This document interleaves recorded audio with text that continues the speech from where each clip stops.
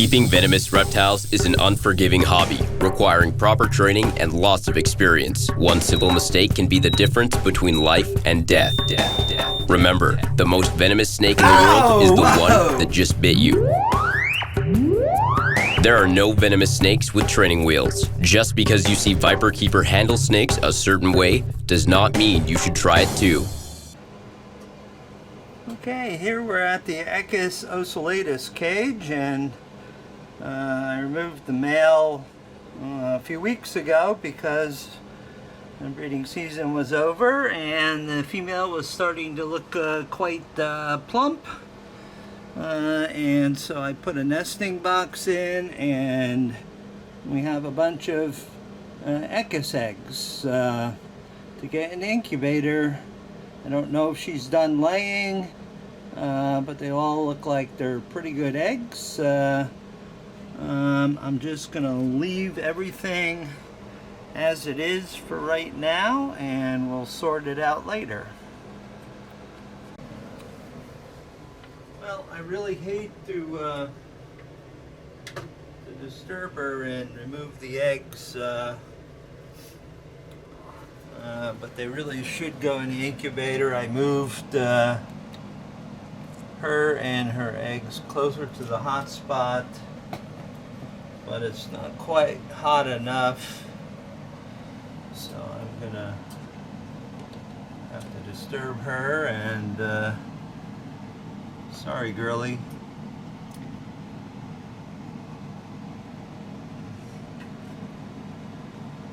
You're quite deflated. You may have one more left there in the chamber, but at this point, if I lose one egg with the pile that I've got in there, I mean, that's a lot of eggs. How did so many fit inside of that little tiny snake? Yeah, I don't know. I'll put this back in there as soon as I get all these guys in the incubator, which I had warming up overnight. Oh, you poor tired thing.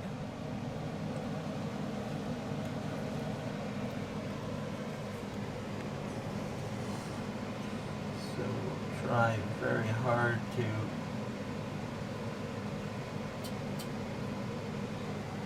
all little separate ones. Don't seem to be stuck together.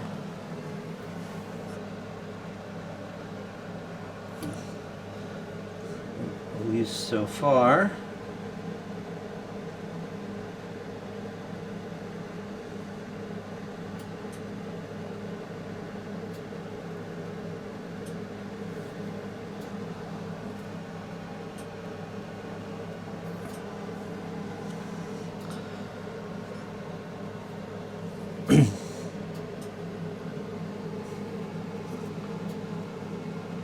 This is the sensor push, temperature, and humidity sensor that I put in the incubators.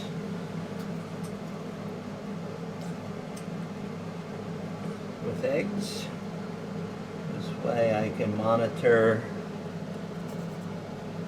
their temperature and humidity level.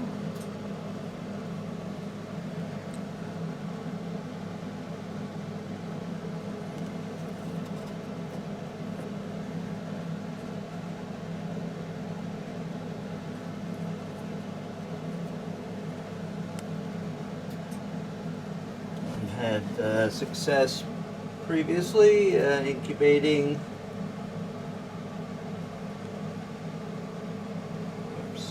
Echis ocellatus eggs in the past. Incubation period is about 45 days.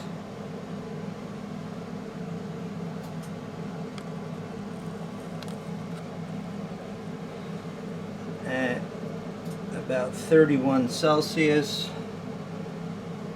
is what I like to shoot for.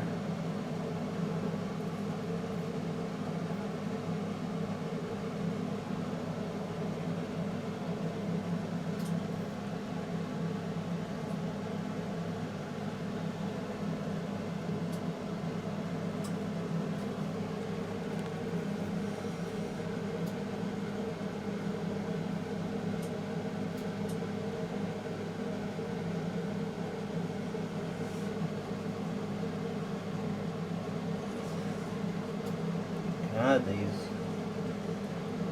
It's a boatload. I knew she was quite plump and had lots of eggs, but I didn't think it was this many. So there's 1, 2, 3, 4, 5, 6, 7, 8, 9, 10, 11, 12, 13, 14, 15, 16, 17, 20, 21, 22 eggs, and maybe one more in the hopper. So let's get this back in the incubator. Although this is a Squamata Concepts container, which is very nice, you're sort of meant to fill it with water, and it's got a plastic rack, and you incubate over water. But I've never had success doing that, so I use the old-fashioned method, and that is. You just go ahead and use vermiculite. Come on, girlie. Let's put you back in there.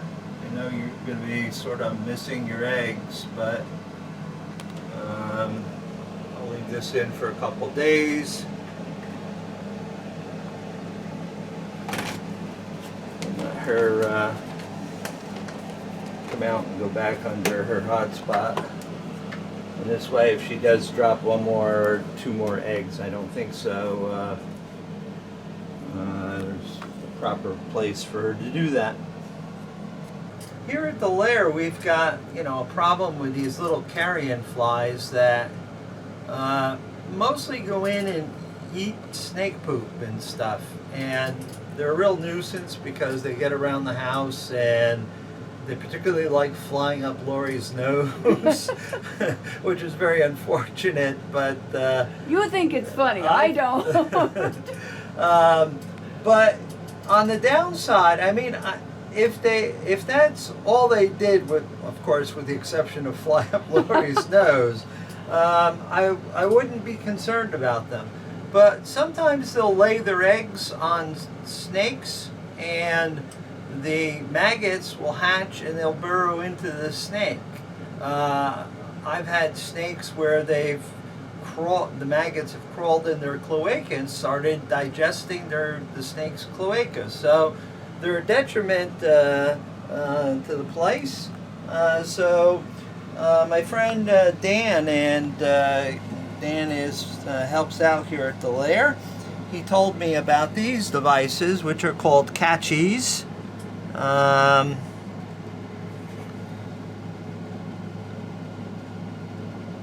Catchybug.com.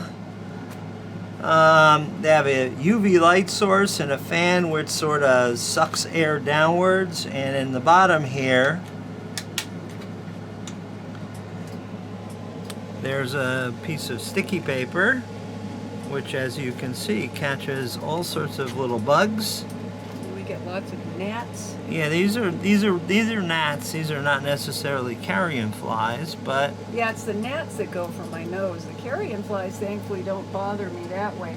I would be absolutely horrified if they did. I'd be afraid they'd eat my brain. yeah. What's left of it. So you just peel the paper off and you place a new piece of sticky paper in there, and it runs 24/7 and it catches little bugs as necessary.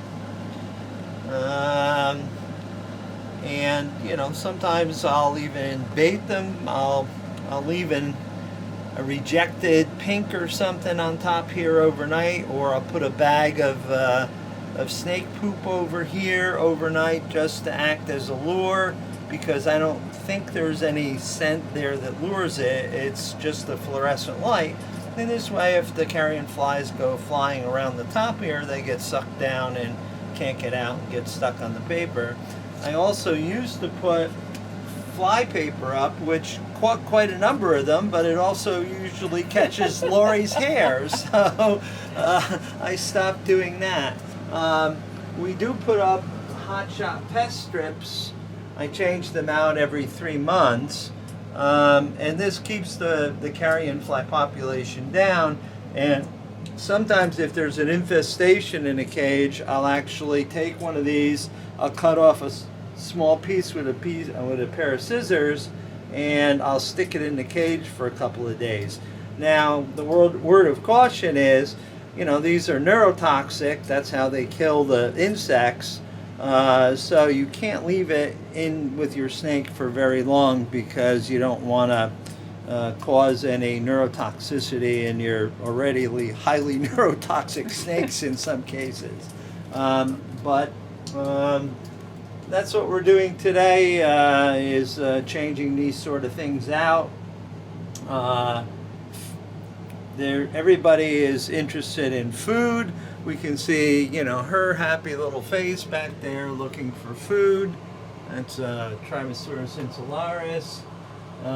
We opened up this cage, and Mr. Popia looked very interested.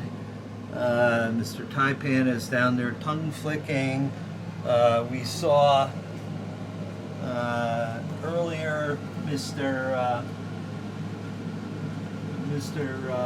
Cantil, he was looking out. Fatso is always out looking for food. We're going to probably move Fatso to this bottom cage over here very soon.